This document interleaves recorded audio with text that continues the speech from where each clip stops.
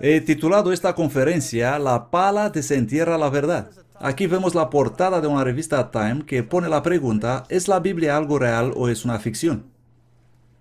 Luego dice: los arqueólogos de la Tierra Santa ponen nueva luz sobre los relatos de las Escrituras y sobre lo que pasó o que no pasó.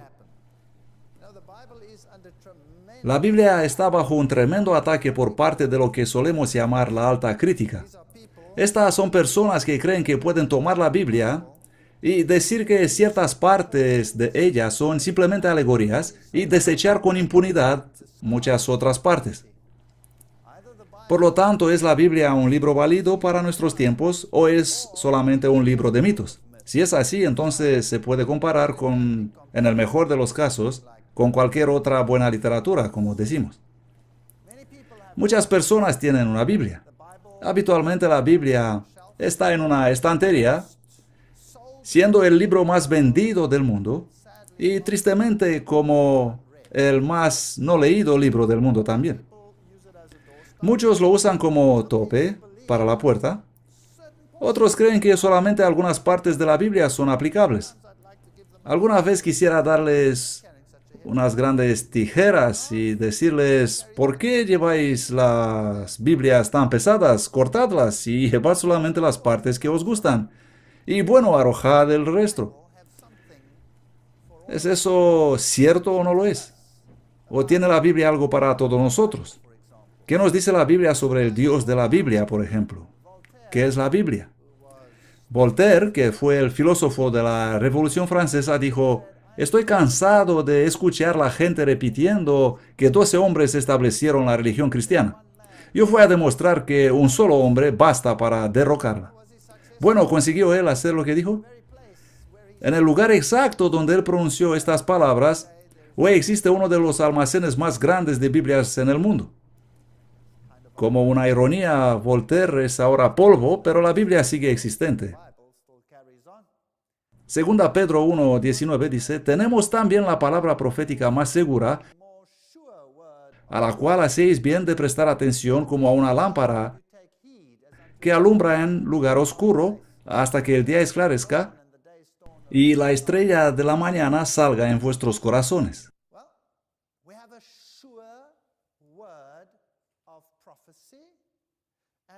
Así que tenemos la palabra segura de la profecía y haríamos bien prestar atención a lo que dice. Es muy importante que comprendamos lo que la Biblia intenta decirnos. Hoy existen tantos vientos de doctrinas en el mundo sobre lo que supuestamente dice la Biblia, pero en realidad tan pocos son los que observan el texto palabra con palabra y en realidad tan pocos son los que lean lo que dice la Biblia.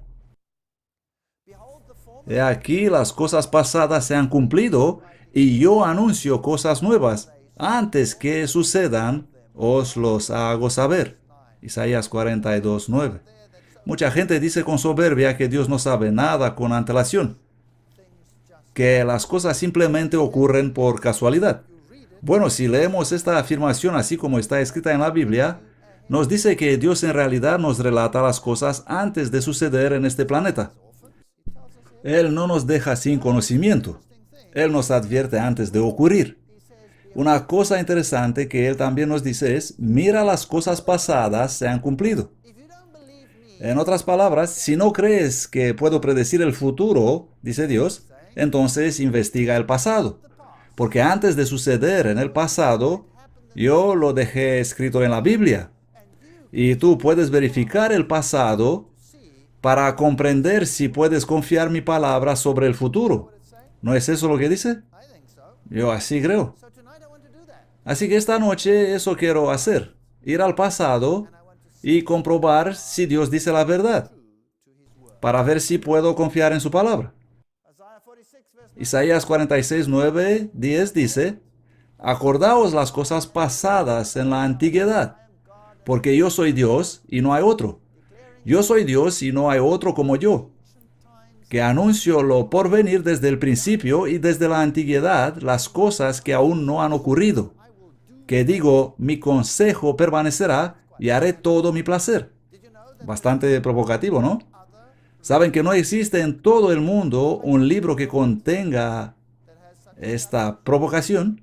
Ninguna. Ningún libro.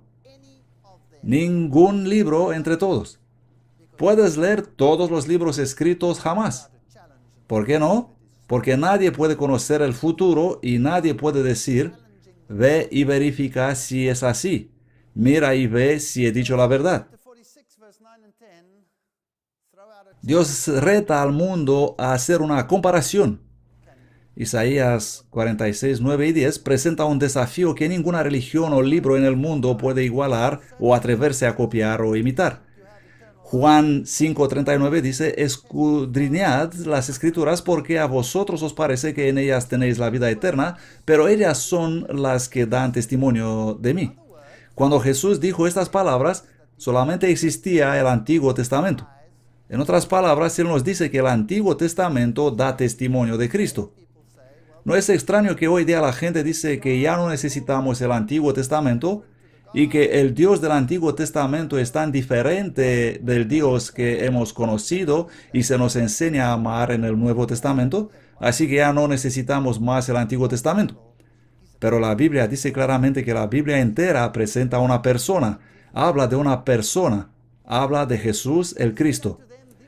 Y les dijo, estas son las palabras que os hablé, estando aún con vosotros, que era necesario que se cumpliesen todas las cosas que están escritas en la ley de Moisés, esto es, en los primeros 5 libros de la Biblia, el Pentateuco, y en los profetas, eso es, todos los libros de los profetas, y en los Salmos. Aquí tenemos todo el Antiguo Testamento. Con respecto a mí. Por lo tanto, toda la Biblia, el Antiguo Testamento, es un libro que habla de Cristo Jesús y es un libro de salvación. La Biblia hace afirmaciones como ningún otro libro. La Biblia afirma también ser el libro de los orígenes. Nos dice de dónde venimos, nos dice que tenemos un principio noble, que hemos sido formados según la imagen de Dios, nos dice que hay una batalla entre el bien y el mal. La Biblia nos dice que hubo una guerra que causó la mayor calamidad que empezó en el cielo y se desarrolló y se enardeció justo aquí en esta tierra. Esto es lo que nos dice la Biblia. La Biblia nos dice que el Dios del cielo intervino una vez antes, destruyendo completamente la tierra mediante un diluvio. ¿No es interesante que 90% de la población del planeta no cree eso? 90% de la población mundial rechaza aceptar lo que la Biblia dice en el libro de Génesis. Por eso nos tomamos un poco de tiempo y presentamos estas conferencias de creación y evolución para mostrar que la Biblia de veras es lo que dice que es. Y que la arrogancia del ser humano ha reducido esos primeros 5 libros de la Biblia a nada y se prepara a arrojarlos a la basura. No juguéis con la palabra de Dios. La Biblia es el libro de los orígenes, diciéndonos de dónde venimos. Es un libro de salvación, es un libro que habla de una persona, y esa persona, conforme a las Escrituras, es Cristo Jesús. Y hay otra cosa respecto a la Biblia que es asombrosa. Es un libro histórico. Y aquí el campo de los críticos tiene un tiempo de fiesta. La alta crítica dice, oh, esto nunca ocurrió. Oh, lo otro nunca sucedió. Y eso y lo otro no fue así, ni ahí. Y ellos creen que tienen un mejor acercamiento a la historia que la Biblia, aunque ellos no vivieron en esas épocas mientras que esta palabra estuvo ya presente. Y a pesar de eso, ¿fueron ellos demostrados correctos a lo largo del tiempo o fueron demostrados equivocados? ¿Qué creen ustedes? Cada vez que la pala de la arqueología desentierra algo en el mundo arqueológico, la Biblia es confirmada veraz y los así llamados sabios del mundo son declarados equivocados. Siempre. Así que vamos a Egipto y ver el lugar donde los críticos del mundo más se divirtieron. y tomemos el mismo corazón de las escrituras, en términos de arqueología, y tomemos los más difíciles textos bíblicos sobre los cuales la arqueología proveyó algunos asombrosos descubrimientos, pero los críticos tienen una historia totalmente diferente. Y vamos a compararlos. Vamos a Egipto. Esta es la pirámide escalonada de Saqqara. Y aquí vemos otras ruinas antiguas. Pirámide escalonada de Saqqara, tumba del faraón Zoser, de la tercera dinastía, alrededor del año 2750 a.C. Si vamos a estudiar las fechas, estas son mucho más antiguas, pero tomaremos la fecha aceptada hoy en el mundo. En la Biblia existe un relato sobre José. Los críticos dicen que es una alegoría. Es solo un cuento, dicen ellos. Se trata de un joven que llegó a Egipto y luego, debido a varias circunstancias, él fue elevado y fue el segundo en el gobierno de todo el Egipto. Y su amo vio que Jehová estaba con él y que todo lo que él hacía, Jehová lo hacía prosperar en su mano. Leemos en el libro de Génesis. Leemos que este joven se convirtió en el consejero del mismo faraón. Los hicsos semíticos gobernaron en Egipto entre 1780 y 1545 a.C. y es bastante posible que el joven habrá podido alcanzar esta posición.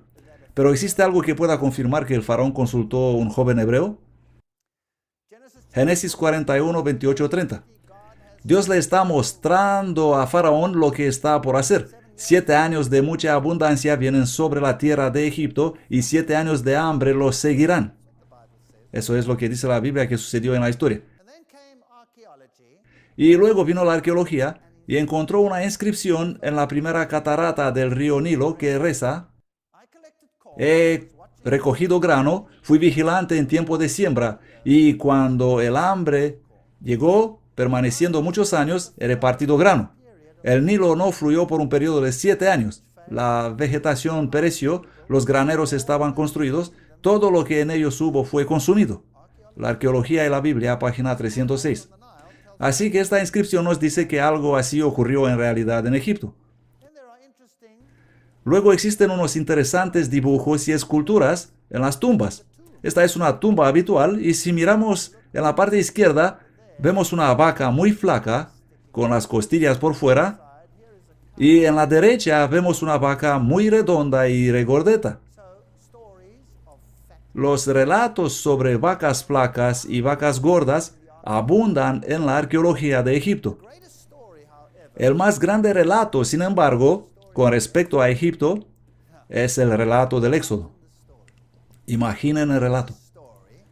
Es una historia sobre cómo Dios interviene en la vida de las naciones hebrea y egipcia, sobre cómo Dios toma toda nación de esclavos y la libera en las mismas narices del faraón, los conduce hasta el Mar Rojo, separa las aguas abriendo camino en el Mar Rojo. Ellos pasan por medio del mar hasta llegar a la otra orilla. El faraón y todo su ejército los persiguen enfuriados y son destruidos, siendo anegados en el Mar Rojo. Y todo el Egipto está en ruina después de haber sido castigado con las 10 plagas. Bonita historia, ¿no?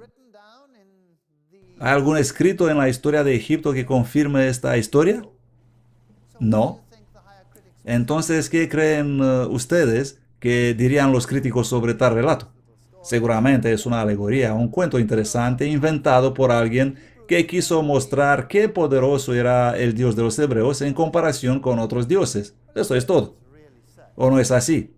¿Qué dicen realmente las evidencias? Bueno, vamos a echar un vistazo. Saben, los egipcios son notoriamente conocidos por registrar solamente sus victorias. Los faraones que llevaron guerras, muchos de ellos como Ramses, por ejemplo, que luchó contra los hicsos y fue derrotado completamente, luego llegó a casa y dibujó sus grandes victorias que se demostraron por la arqueología siendo una mentira. Él fue prácticamente aniquilado. ¿No es eso asombroso? Él recibió una tremenda paliza. Bueno, siempre digo que los egipcios fueron muy parecidos a los rusos. Cuando los rusos tuvieron su programa espacial y algo no salió bien en el espacio y la nave espacial explotó con astronautas, con todo, ellos dijeron que habían hecho un experimento con un artefacto explosivo. Pero luego se filtraron los rumores de que todo había sido en realidad un desastre. Así pues, fueron los egipcios. Ellos nunca grababan sus fracasos en piedra, solamente sus victorias. Y debemos comprender su mentalidad. Después de todo, el faraón era la encarnación del dios Sol. Eso era. Era la reencarnación del dios Sol. Era infalible, no podía fallar. Todo lo que tocaba a él se volvía oro. Nada podía salir mal. Así que, ¿cómo podían ellos registrar cosas que iban mal? Simplemente no podían hacer eso. Pero esta tarde vamos a actuar como Sherlock Holmes. Iremos en el pasado y haremos el Sherlock Holmes. Vamos a ver las pirámides. Cerca de las pirámides, aquí tenemos el Esfinge. Cuando yo convierta a Egipto en desolación y el país sea despojado de cuanto contiene, Ezequiel 32:15. La Biblia nos dice que en el pasado algo salió mal en el Egipto y también que habrá algo mal en el futuro. Aquí leemos un interesante artículo de la revista Time. Una estatua confirma el relato de Moisés y de la idolatría de los israelitas. La adoración del becerro de oro, que era parte del sistema de adoración egipcio. El toro Apis. Hoy día nadie está criticando más estos hechos. En el pasado eran muy criticados. Oh, nunca existió esa adoración del becerro, qué tontería. Saben que hoy la gente adora todavía el becerro y que las vacas son sagradas y que son adoradas como deidades estos mismos días. Podéis ir a India y lo van a ver. No puedes tocar ninguna vaca. Ellas están andando por la ciudad y no les puedes hacer nada. El toro Apis permanece hasta hoy. El simbolismo egipcio es muy interesante. Serpientes con alas, una reminiscencia de algo escrito en la Biblia también.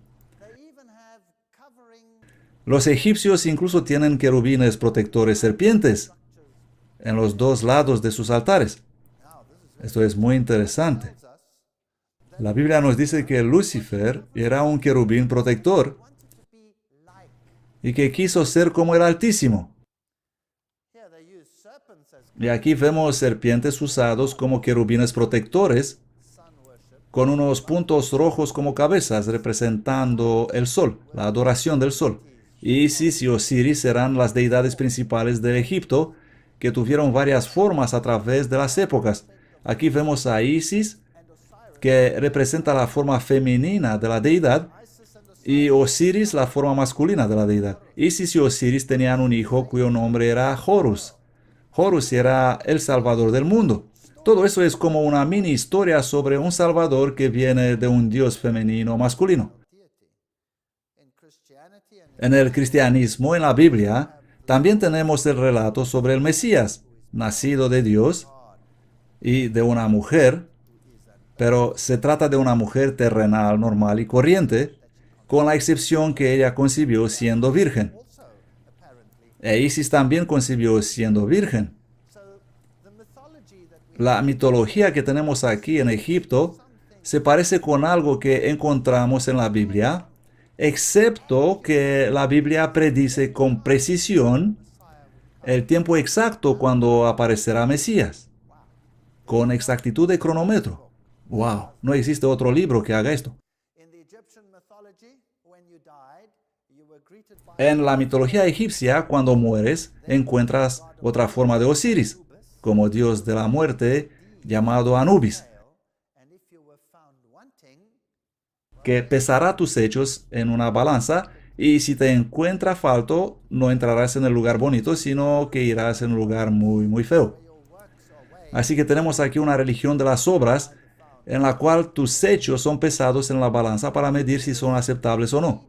Y Anubis será adorado como siendo otra forma de Osiris. En realidad era la adoración al dios de la muerte. Pero la Biblia dice, Jesús dice, yo no soy el Dios de los muertos, yo soy Dios de los vivos. Eso es algo muy interesante. Y aquí vemos otra deidad y las serpientes en los ambos lados, una representación de Hathor, que no es sino otra forma de representar al toro, como la diosa vaca.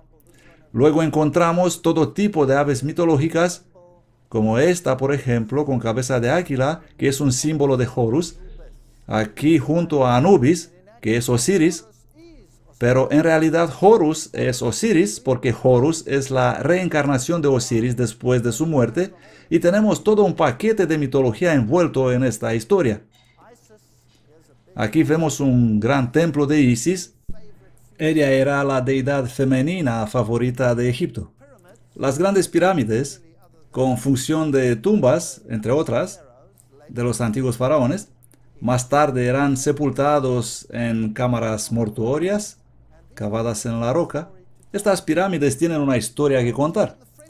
Durante la ocupación francesa, un soldado tropezó con una piedra conocida hoy como la piedra de Rosetta, que está escrita en 3 idiomas. Solamente de la Revolución Francesa, desde esa época tenemos nosotros la capacidad de comenzar a comprender esos idiomas. Aquí vemos la piedra de Rosetta en el British Museum, y un hombre llamado Champollion estudió más de 20 años para descifrar los textos jeroglíficos. Así que en realidad nosotros podemos leer lo que ocurrió en el pasado apenas de unos 100 años. Esta es la verdad. La ciencia de la arqueología solamente tiene unos 100 años de edad, pero los críticos gritan contra la Biblia desde la época de la Edad Media. Pero solamente en los últimos 100 años, bueno, en realidad nosotros vivimos tiempos muy privilegiados. Solamente en los últimos 100 años nos fueron revelados estas cosas. Los egipcios creían que la vida continúa después de la muerte y las momias eran un intento de preservar esa vida. Los entierros se hacían con toda parafernalia para que puedas continuar tu vida en la otra parte. Cuando moría el faraón, muy a menudo todo su séquito era enterrado con él para que haya quien lo atienda en la otra parte. Os digo que era un trabajo peligroso ser empleado del faraón, porque el fin era un tanto desagradable, ¿no? Tenías que morir a la vez con el faraón.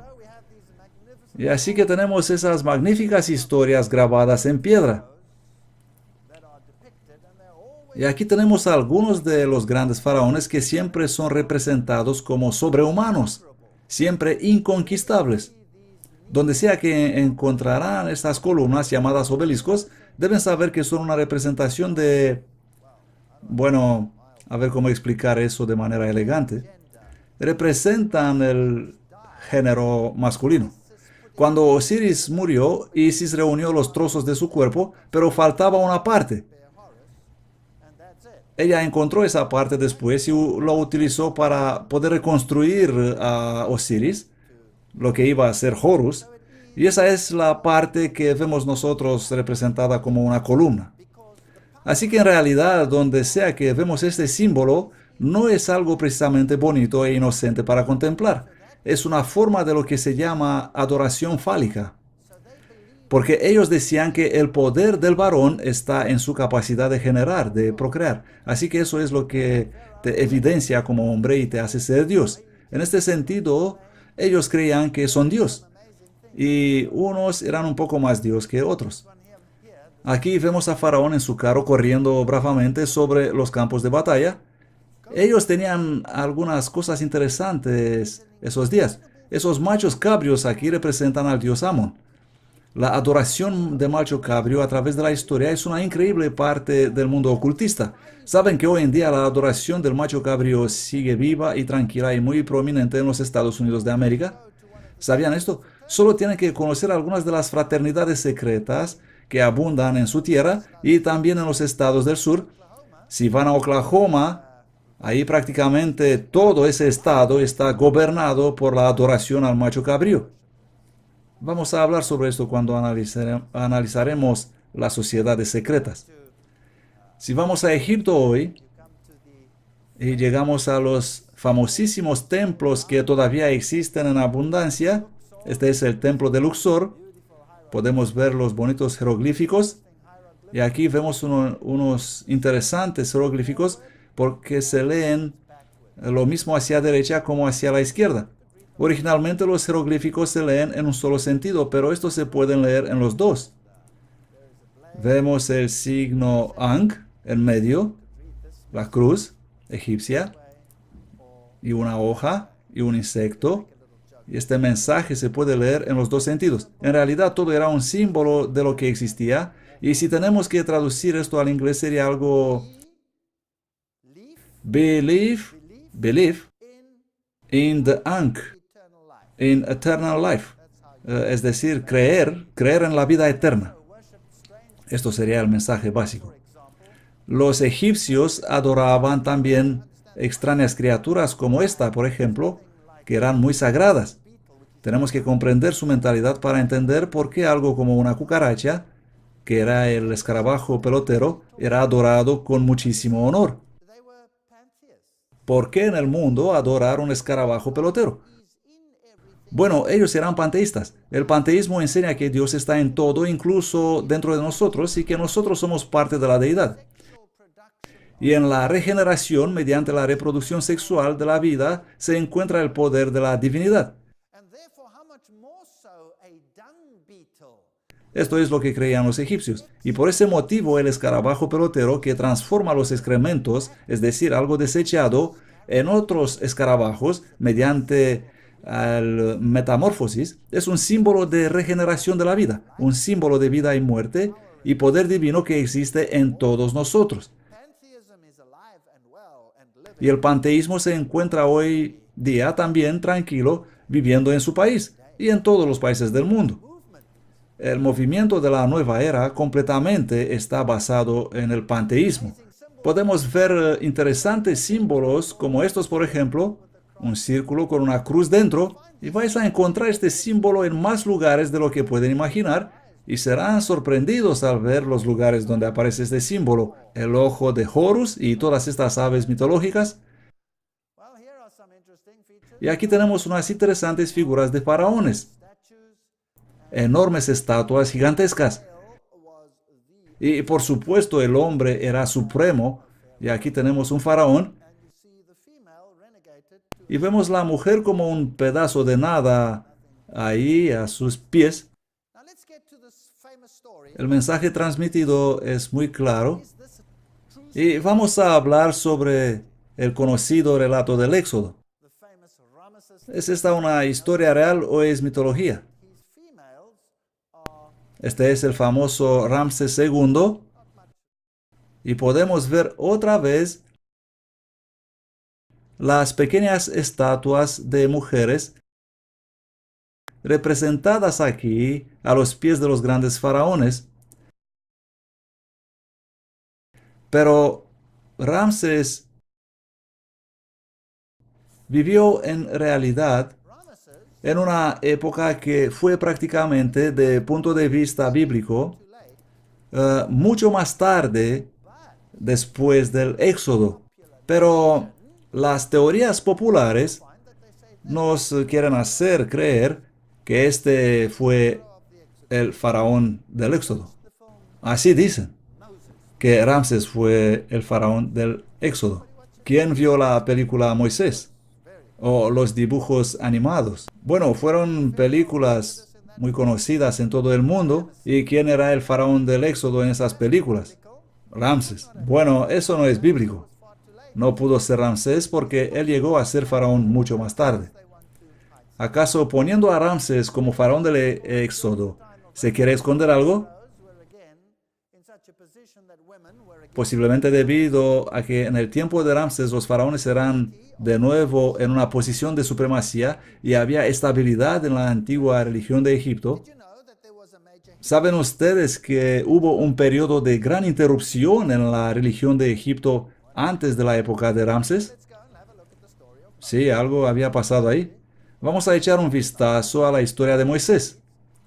Según el relato bíblico, Moisés fue colocado en una cesta que luego fue dejada sobre las aguas del Nilo.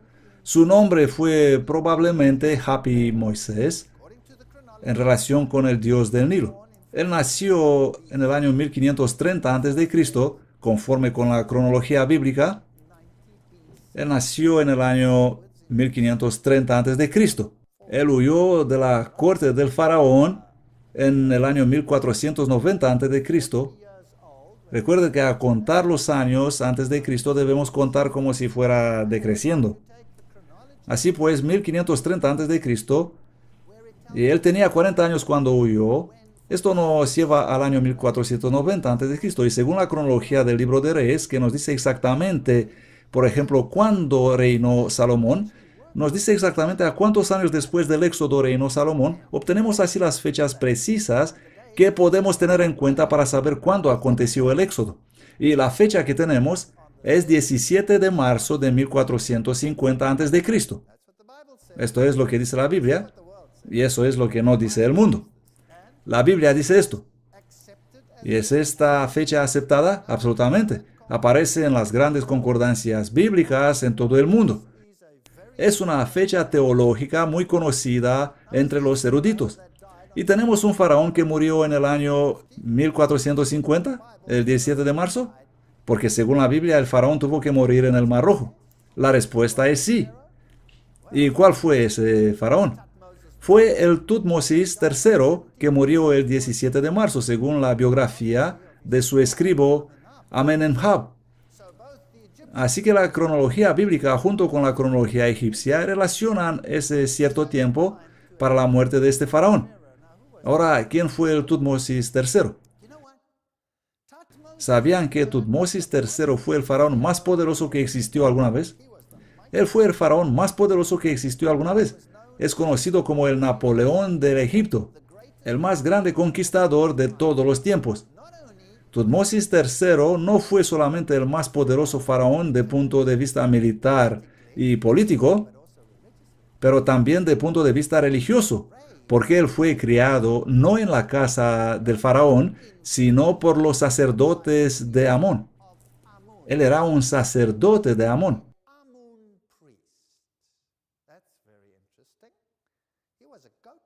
En otras palabras, él era un adorador del macho cabrío. Y no solo eso, sino que a Tutmosis III se le atribuye la autoría del libro de los muertos. Muy interesante. Ese es el equivalente de la Biblia ocultista. Y los ocultistas de hoy estudian esos escritos. Así que tenemos una gran personalidad religiosa, una gran personalidad política que también pretendía ser Dios gobernando en esta tierra. ¿Y creen ustedes que el Dios del universo permitiría a un faraón soberbio desafiarle? ¿O es que simplemente el faraón fracasó en el intento? Vamos a hablar un poco sobre la dinastía 18, que es la dinastía de los más famosos faraones. Amosis I, se traduce nació la luna, 1570-1553 a.C. Este vivió demasiado antes del éxodo, porque Moisés apareció mucho después. Luego tenemos a Amenhotep, o Amenofis I, 1553-1532 a.C. Se traduce como Amón es agradecido. Él también vivió antes del éxodo. Luego tenemos un faraón interesante, Tutmosis I. Él reinó desde 1532 hasta 1508 a.C. Moisés nació en esta época. Y también Aarón, su hermano, que era 3 años mayor que Moisés. Así que Aarón escapó del decreto de muerte que dio el faraón. Pero en este tiempo, cuando Tutmosis I dio el decreto de matar a los niños hebreos, él tenía una hija que se llamaba Hatshepsut. La Biblia nos dice que la hija de Faraón encontró a Moisés.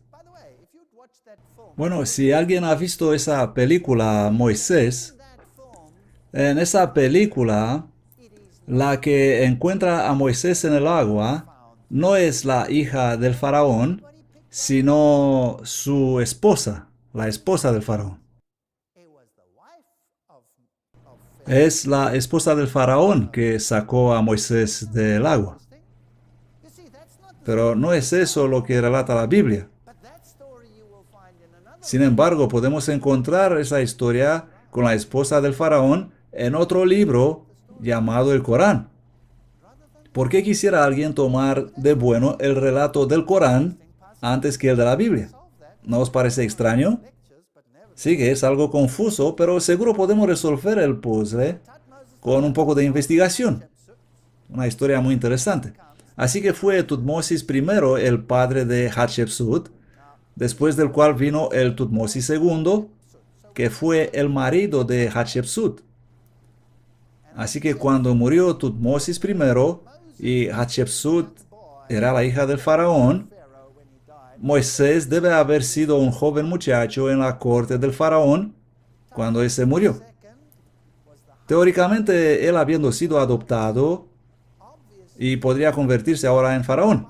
Pero Tutmosis II, el marido de Hatshepsut, tomó esa posición. La Biblia nos dice que a Moisés se le ofreció la posición de faraón, pero él la rechazó.